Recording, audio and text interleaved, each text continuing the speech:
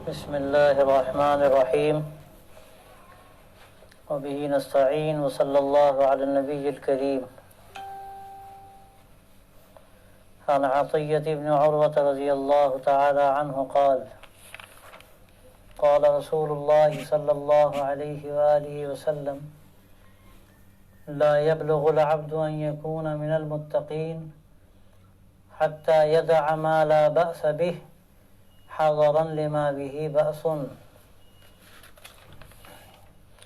اس حدیث میں ایک اہم اصولی سی بات بیان کی گئی ہے کہ آدمی جب اپنی زندگی کے لیے احتیاط اختیار کرتا ہے اور ان تمام چیزوں سے بچتا ہے کہ جو چیزیں اس کو کسی غلط رخ کی طرف لے جا سکتی ہیں یا جن میں کچھ شبہ ہے یا وہ کہ جن میں کہا یہ جاتا ہے کہ حرج نہیں ہے لیکن بہرحال کچھ نہ کچھ اس میں کھٹک سی محسوس ہوتی ہے، تو اس کا پھر اس کو فائدہ حاصل یہ ہوتا ہے کہ وہ تقوی کا اپنا مزاج بنا لیتا ہے اور ان چیزوں سے پھر وہ اپنے آپ کو بچا لیتا ہے کہ جو چیزیں ناجائز ہیں، جن میں باقاعدہ حرج ہے یا جن کو حرام کہا گیا ہے. اور جو لوگ ڈھک پر رہتے ہیں وہ ہمیشہ خطرے میں رہتے ہیں. وہ اس چکر میں رہتے ہیں کہ بھئی اتنا تو ٹھیک ہے، اس میں کیا حرج ہے. تو اس کا پھر ڈر ہوتا ہے کہ وہ ان چیزوں کو آگے بڑھ کر اختیار کر لیتے ہیں کہ جن میں حرج ہوتا ہے. جیسے کہ اوپر حدیث میں مثال دی گئی بادشاہ کی چراگاہ سے کہ چرواہا اگر اپنے جانور اس چراگاہ کے بارڈر پر لے جاتا ہے تو کیا وہ روک پائے گا جانوروں کو چراگاہ میں داخل ہونے سے؟ یہ کوئی آسان نہیں بلکہ ناممکن سا ہے. اسی طرح جب آدمی اپنے نفس کو وہاں پہنچا دیتا ہے کہ جب نفس کنٹرول میں نہ رہے اور اس میں یہ خطرہ ہوتا ہے کہ بس تھوڑی سی غفلت ہوگی اور آدمی ایک قدم آگے بڑھا دے گا، تو پھر آدمی اپنے آپ کو بچا نہیں سکتا.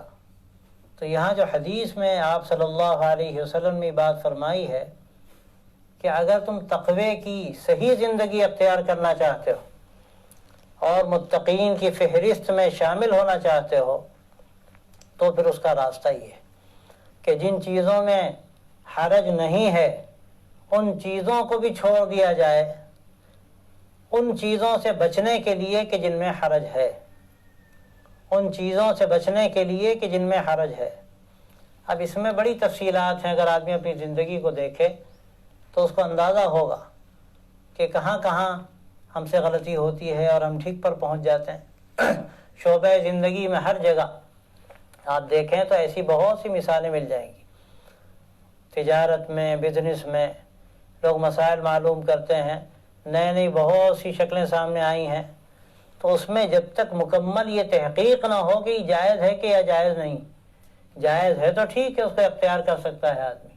لیکن جہاں شبہات ہیں، جہاں یہ بات کہی جاتی ہے کہ بھئی ہاں ٹھیک ہے لیکن بڑا عجیب سا لگتا ہے، کچھ حرج سا معلوم ہوتا ہے، تو آدمی سوچتا ہے کہ ارے بھائی 10 لاکھ کا فائدہ ہے، کچھ حرج ہے تو ہونے دو، کیا جاتا ہے، توبہ کر لیں گے. لوگوں کو تو عالم ہی عجیب غریب عالم ہے. ایک صاحب کہنے لگے کہ ارے بھائی جتنا کرنا ہے کر لو، حرام حلال ایک مرتبہ بینک بھر جائے گا، ایک مرتبہ تو اپنی تجوری بھر جائے گی اور پھر اللہ میاں سے رات کو رو رو کے معافی مانگ لیں گے. یہ بجائے عجیب لوگ اللہ میاں سے رو رو کے معافی مانگ لیں گے جو حرام کھایا ہے.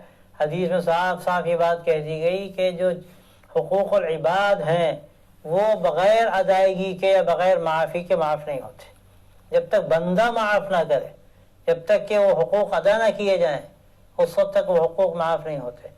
تو یہ جو حرج نہیں والی بات ہے، کیا حرج ہے؟ چلتا ہے، جس کو ہمارے سماج میں کہتے ہیں نا چلتا ہے، وہ جو چلتا ہے تو آدمی کو چلتا کر دیتا ہے. پھر آدمی بھی اپنی جگہ نہیں رہتا. اس کی جو صحیح دینی زندگی ہے، وہ تقوی کا جو مزاج وہ بنانا چاہتا ہے، پھر وہ مزاج نہیں بن سکتا. پھر وہ غلط رخ کی طرف پڑ جائے گا اور ان چیزوں تک پہنچ جائے گا اور یہ زندگی میں دیکھا جائے تو یہ بات عام طور پر نظر آتی ہے کہ تدریج سے آدمی غلط کام کی طرف جاتا ہے. ایک آدمی دیندار ہے اور وہ لگتا ہے کہ ماشاءاللہ بہت اچھا، لیکن ہوتا کیا ہے کہ شروع میں وہ چیزیں اختیار کر لیتا ہے کہ بھئی اس میں کیا حرج ہے، اتنا تو ہو سکتا ہے. جیسے آج کل یہ ڈرامے چل رہے ہیں اور ڈراموں کو بھی گویا کہ دین کا نام دے دیا گیا، دین کا نام دے دیا گیا ڈراموں کو. اب لطیفہ کیا ہے، کسی نے کہا کہ جو لوگ فلمیں دیکھتے ہیں اور الٹے سیدھے ڈرامے دیکھتے ہیں ان کے لیے ٹھیک ہے، اس سے بہتر ہے کہ یہ دیکھ لیں. یہ بات کہی گئی، لیکن میں عرض کرتا ہوں کہ یہ انہی چیزوں میں سے ہے جن میں حرج ہے. ٹھیک ہے، اس میں تاریخ بیان کر دی گئی، لیکن اس کے ساتھ جو مفاسد لگے ہوئے ہیں، جو منکرات لگے ہوئے ہیں، ان کا کیا کہا جائے گا، ان کے بارے میں کیا کہا جائے گا.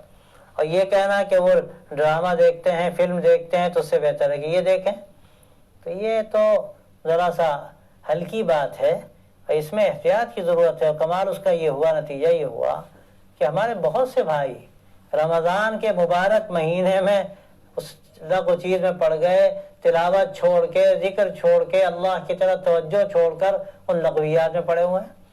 اس میں بے پردہ تصاویر ہیں، جیسے کہ لوگوں نے مجھے بتایا بے پردہ تصاویر ہیں، اور پتہ نہیں شاید میوزک وغیرہ بھی ہوگی، مجھے یہ تو معلوم نہیں، لیکن بہرحال بہت سے منکرات ہیں. اور ایک بڑا منکر یہ ہے کہ جس طرح تاش آدمی جب کھیلنا شروع کرتا ہے تو اس کو آس پاس کا ہوش نہیں رہتا، نمازوں کا ہوش نہیں رہتا.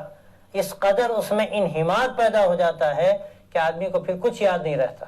میرا خیال یہ ہے کہ اس طرح کے ڈراموں میں اسی طرح کا انہماک پیدا ہوتا ہے. مجھے کچھ پتہ بھی چلا کہ نماز کا وقت ہو گیا اور یہ حضرت بیٹھے ڈرامہ دیکھ رہا ہے رمضان میں، اور نماز چھوڑ دی. بعد میں کسی نے کہا او نماز ہو گئی، اچھا مجھے پتہ ہی نہیں چلا. یا ایسے کام، ایسی فضولیات کہ جو آدمی کو خیر کے کاموں سے مانع بنے، خیر کے کاموں سے روکے اور خود اس میں منکرات ہوں، اس کی اجازت کہاں سے دی جا سکتی؟ اور پھر اس مبارک مہینے میں تو یہ انہی چیزوں میں سے ہے جس کے بارے میں کہا جاتا ہے کہ حرج ہے. آج آدمی ہو کیا رہا ہے، کہا تو گیا کہ وہ لوگ دیکھ رہے ہیں جو فلمیں دیکھتے ہیں. کون دیکھ رہا؟ وہ لوگ دیکھ رہے ہیں جو بڑے ماشاءاللہ دیندار سمجھے جاتے ہیں. تو یہ ہوتا ہے کہ آدمی جب ایک قدم بڑھاتا ہے پھر آدمی کا ڈر ہوتا ہے کہ قدم پھسل نہ جائے، ایک قدم آگے بڑھ جائے. اور اس میں اس کا خطرہ ہوتا ہے کہ آج تو وہ دیکھ رہا ہے، کل اور آگے بڑھے گا، پھر فلمیں دیکھے گا، اور پھر آدمی کے دل کے اندر برائیاں پیدا ہوتی ہیں. میں تو کہتا ہوں کہ ایسے ہی ڈراموں میں جو تصاویر سامنے آتی ہیں، اللہ نے انسان کے اندر ایسا دل رکھا ہے کہ جو برائی کی طرف جاتا ہے، ایسا نفس رکھا ہے جو برائی کی طرف جاتا ہے. ان النفس لامارۃ بالسوء. تو آدمی جب اس طرح کی تصاویر دیکھے گا تو اس کا دل برائی کی طرف مائل ہوگا. اور آج اس کی وہ احتیاط چاہے کر لے کہ وہ برائی نہیں کر رہا ہے، لیکن اس کا ڈر ہے کہ خدا نخواستہ کل وہ برائیوں میں پڑ جائے گا، کل وہ بدنگاہی میں پڑے گا اور پھر اس سے اور آگے بڑھ جائے گا. یہ بات کہی جاتی ہے کہ یہ بدنگاہی تو ابلیس کے تیروں میں سے پہلا تیر ہے، سب سے پہلا تیر ہے. آدمی اگر اس میں پڑا تو آگے خطرہ ہے کہ کہاں سے کہاں پہنچ جائے گا. تو اس میں تو اس کے بڑے خطرات ہوتے ہیں کہ بدنگاہی کے مواقع سامنے جب بے پردہ تصاویر ہیں، میں یہ نہیں کہتا پوری برہنہ تصاویر ہیں، لیکن بے پردہ تصاویر ہیں.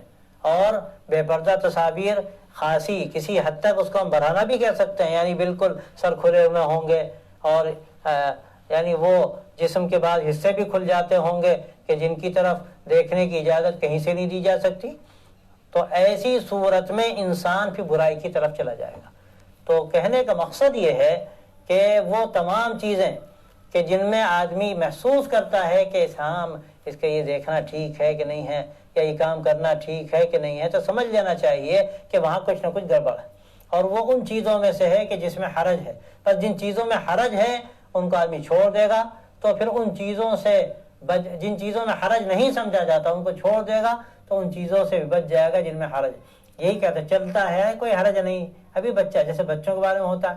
میں نے بہت سی جگہوں میں دیکھا چھوٹے بچے ہوتے ہیں، ان کو بعض مرتبہ ایسا لباس پہنایا جاتا ہے جو نامناسب ہوتا ہے، اور آدمی سوچتا ہے کیا حرج ہے، بچے ہیں.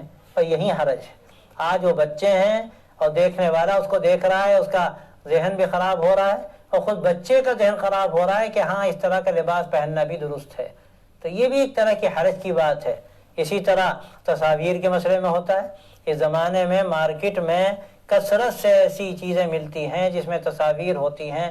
آدمی سوچتا ہے کیا حرج ہے. بعض مرتبہ جو کل بات آئی تھی وہی نفتا کا الناس وافتوک کہ تمہیں چاہے فتویٰ لوگ دے دیں اور فتویٰ دینے والے ایسے ہیں کہ فتویٰ دے بھی دیں گے. ہاں کیا حرج ہے, وہی والی بات ہے, کیا حرج ہے اس میں. ایسی تصاویر چیزوں کو رکھنا یہ بھی میرا خیال میں مناسب نہیں ہے. اس میں ڈر وہی ہے کہ آج یہ ہے کل ایک قدم آدمی کا آگے بڑھ جائے گا. ایسی نہ جانے کتنی چیزیں ہیں اور اس میں بعض مرتبہ دوسروں کا مال ہڑپ کرنے میں ایسی شکلیں پیدا ہو جاتی ہے کہ اس میں بھی آدمی کہتا ہے کیا حرج ہے. ارے ان سے تمہارا بہت تعلق ہے لیکن ان کے دل سے پوچھو کہ تم نے ان کی چیز لے لی تو کیا وہ اس پر مطمئن ہے کہ نہیں. قرآن مجید میں تو اس کی وضاحت کر دی گئی کہ تمہارے لیے کوئی حرج نہیں. ان تاکلوا من بیوتکم و بیوت آبائکم و بیوت امہاتکم الی آخر الآیہ او صدیقکم. صدیق کا بھی ذکر ہے, ایسا دوست کہ جس کو تم سے حقیقت میں تعلق ہے اور واقعتاً اگر تم بغیر اجازت کے جا کر اس کے یہاں کھاؤ تو اس کو خوشی ہوگی. تو یہ نظام ہے. لیکن آدمی یہ کہہ دے کہ ہاں ان سے بہت تعلق ہے, ہمارا خاص دوست ہے, اوڑاؤ جا کے, اور کبھی کبھی خیانت کی شکلیں بھی ہو جائیں. تو یہ سب وہی چیزیں ہیں جس میں حرج ہے, یا یہ کہہ دیا جائے کہ اس کو حرج نہ بھی سمجھا جاتا اور یہ کہا جاتا ہو کہ حرج نہیں ہے چلتا ہے, تو یہ وہی حدیث والی بات ہو جاتی. حرج نہیں ہے, آدمی وہ چیز اختیار کر رہا ہے تو کل وہ چیزیں اختیار کر لے گا جس میں حرج ہے. تصاویر کا مسئلہ ہے. اب تصاویر اس قدر عام ہو گئی ہیں, موبائل نے تو گویا کہ چوپٹ دروازہ کھول دیا ہے, چوپٹ دروازہ کھول دیا. ایک عام شکل بن گئی ہے, لوگ کثرت سے موبائل سے تصویریں لیتے ہیں. اب اس میں بھی بہت سے لوگ کہتے ہیں کیا حرج ہے, لیکن ہم کہتے ہیں حرج نہیں ہے, ٹھیک ہے. بہت سے لوگوں نے اس کو کہا کہ دیے ٹھیک ہے, بہت سے مفتیوں نے بھی فتویٰ دے دیا. لیکن بہرحال یہ چیزیں ایسی ہیں کہ اس میں بہتر صورت یہ ہوتی ہے کہ بے ضرورت یہ کام بالکل نہ کیے جائیں. اب تو ہمیں دیندار گھرانوں میں, علماء کے گھرانوں میں عام ہو گئی باتیں. چھوٹے چھوٹے بچے آرام سے تصویریں بناتے ہیں, تصویریں اتارتے ہیں, تو اس کے بارے میں لوگ سب کہہ دیتے ہیں کہ اب تو ابتلاء عام ہے, اس میں کوئی حرج کی بات نہیں ہے. اور یہ ایک اختلافی مسئلہ شروع سے رہا ہے. بہت سے حضرات اس کو جائز کہتے تھے جو یہ کہتے ہیں کہ یہ عکس ہے, حقیقت میں تصویر گری ہے ہی نہیں. تو جو عکس کہتے ہیں وہ اس کو جائز کہتے ہیں, اور جو تصویر گری کہتے ہیں وہ ناجائز کہتے ہیں. اور یہ مزاحات کی جو بات آتی ہے روایت میں, مزاحات خلق اللہ کی, وہ بھی یہ بات کہتے ہیں لوگ جو جائز کہتے ہیں کہ یہاں مزاحات کی صورت ہی نہیں ہوتی. یہ تو اللہ کی بنائی ہوئی جو مخلوق ہے, انسان ہے یا جانور ہے, ذی روح ہے, آدمی اس کا عکس لیتا ہے, وہ تصویر نہیں بناتا. تو اس میں کوئی مزاحات کی بات نہیں. تو جو لوگ اس بات کو کہتے ہیں وہ تو اس کو جائز کہتے ہیں. لیکن بعض حضرات ہیں جس کو تصویر کہتے ہیں وہ اس کو عکس نہیں مانتے. تو بہرحال ایک اختلاف سا رہا ہے. بہت سے لوگ اس کو شدت کے ساتھ ناجائز کہتے رہے. علماء عرب عرصے سے اس کو جائز کہتے ہیں, علماء ہند اس کو ناجائز کہتے ہیں. یہ عجیب فرق ہے. بہت سی چیزیں ہیں جو یہاں کے لوگ جائز سمجھتے ہیں اور علماء عرب اس کو ناجائز سمجھتے ہیں, جیسے تمباکو وغیرہ. تمباکو علماء عرب ناجائز سمجھتے ہیں, وہ کہتے ہیں نشہ ہے. یہاں کے لوگ اس کو مطلق جائز کہتے ہیں. تو یہ ذوق کی بات بھی ہے, اور استدلال کا جو اپنا اپنا وہ ہے, ذوق و فہم ہے, اس پر بھی اس کی بہت بنیاد ہوتی ہے. تو ہم کوئی فیصلہ نہیں کر رہے ہیں, لیکن ایک بات ہم یہ بتانا چاہتے ہیں کہ ایسی چیزیں کہ جن میں بہت سے لوگ جائز کہہ رہے ہوں, بہت سے لوگ ناجائز کہہ رہے ہوں, تو بہتر صورت یہ ہے کہ آدمی ایسی چیزوں سے جہاں تک ہو سکے پرہیز کرے, جہاں تک ہو سکے پرہیز کرے. بے ضرورت کم از کم اس کا استعمال زیادہ نہ کیا جائے. تو یہ ہے جو آپ صلی اللہ علیہ وسلم حدیث میں بات فرمائی کہ ان چیزوں کو تم چھوڑ دو کہ جس میں حرج محسوس نہیں کیا جاتا. تو اس کا فائدہ کیا ہوگا؟ ان چیزوں سے بچ جاؤ گے جس میں حرج محسوس کیا جاتا ہے, جس میں حرج ہوتا ہے. اور اس کی بات دوسری جو آپ صلی اللہ علیہ وسلم نے فرمائی, اس میں یہ بات فرمائی کہ اس کا فائدہ یہ ہے کہ تم متقین میں شمار کیے جاؤ. لا یبلغ العبد ان یکون من المتقین حتی یدع ما لا باس به حذرا لما به باس. آدمی متقیوں میں شمار اس وقت تک ہو ہی نہیں سکتا جب تک کہ وہ ان چیزوں کو نہ چھوڑ دے جس میں کوئی حرج نہیں, ان چیزوں سے بچنے کے لیے کہ جس میں حرج ہے. یہ اصل تقوی کی زندگی. فتوے کی زندگی اور ہے اور تقوی کی زندگی اور ہے. فتویٰ ایک تو یہ ہے کہ ٹھیک ہے جائز ہے کر لو, لیکن آدمی اگر اس میں توغل کرتا چلا جاتا ہے, آگے بڑھتا چلا جاتا ہے, تو اس کا بہرحال یہ ڈر پیدا ہو جاتا ہے کہ وہ ان چیزوں میں نہ داخل ہو جائے کہ جو فتوے کے روح سے بھی پھر شاید جائز نہ ہو. اور پھر آدمی بعض مرتبہ فتویٰ بھی نہیں پوچھتا. میں نے پوچھ تو لیا تھا, اتنا تو جائز بتا دیا گیا تھا, ارے وہی تو ہے, یہ کوئی الگ تھوڑی ہے. اور نہ جانے کیسے کیسے واقعات سامنے آتے ہیں۔ لکھنؤ کا ایک واقعہ بہت پرانی بات ہوگی، مہینوں پہلے اخبار میں آیا تھا، ایک جگہ گوشت پکتا تھا، معلوم ہے کتے کا گوشت کاٹ کاٹ کے پکا رہا تھا وہ۔ اب لوگ کیا جانے، وہ کہتے ہیں ذبیحہ ہے، ارے ذبیحہ ہے، اس ذبح کیا گیا، اس کی تحقیق ہونی چاہیے، کچھ نہ کچھ اطمینان ہونا چاہیے۔ آدمی اگر حرام اسی طرح پیٹ میں ڈالتا رہے گا تو پھر اس کا نتیجہ کیا ہوگا؟ جو جسم پروان چڑھے گا حرام گوشت سے یا حرام غذا سے، تو اس میں برکت کہاں سے آئے گی اور اللہ کی مدد کہاں سے ہوگی؟ تو اس لیے ایسی وراثت کی تقسیم میں ہوتا ہے، اس میں بھی بے احتیاطیاں ہوتی ہیں۔ مشترک باغ ہے اور مشترک باغ میں آدمی سوچتا ہے کیا حرج ہے، گیا ایک آدمی وہ پھل کھا لیا، اس نے یا پھل لایا اور اپنے گھر میں لے آیا، جو اور دوسرے شریک ہیں ان سے پوچھنے کی ضرورت بھی نہیں سمجھی۔